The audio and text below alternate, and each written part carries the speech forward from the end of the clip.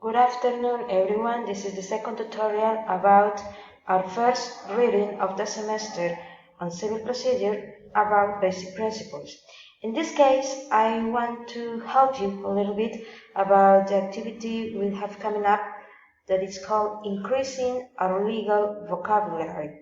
As you already know, for the next session, we will be working on two things. The first one, you will have to write the meaning. Remember, the meaning, not the translation, of each word on this presentation. And the second activity will be another presentation in class about the meanings or the definitions, maybe, you wrote. Alright, so let's get started. As you may know, the first sentence is civil procedure. This one is substantive law and procedural law. We already talked about the difference between these ones. Legal rights and duties get enforced. This is a word that Americans use a lot, that is enforcement or enforced, get enforced. It is something like applying a law. Lawsuit, a word we will be using a lot. Legal context.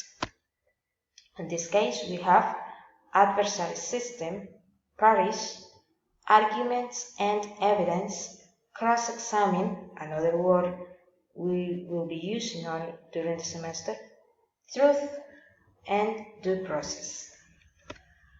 In this case, we have litigants, procedural, due process, notice, opportunity to be heard, substantive due process, and fairness and justice. In this particular case, we have judicial efficiency, justice delayed, justice denied, court system, class actions or joinder of claim. And finally, we have these words that we might not recognize from our previous reading, but they are words that are really technical vocabulary, and we have to learn them one way or the other.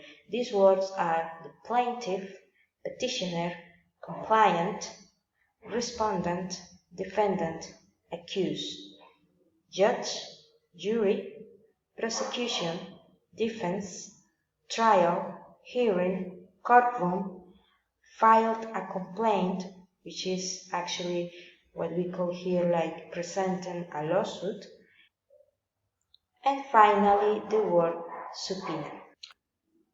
Please remember, the purpose of this exercise is to understand the meaning and the use for each one of these words. So let's give it a try.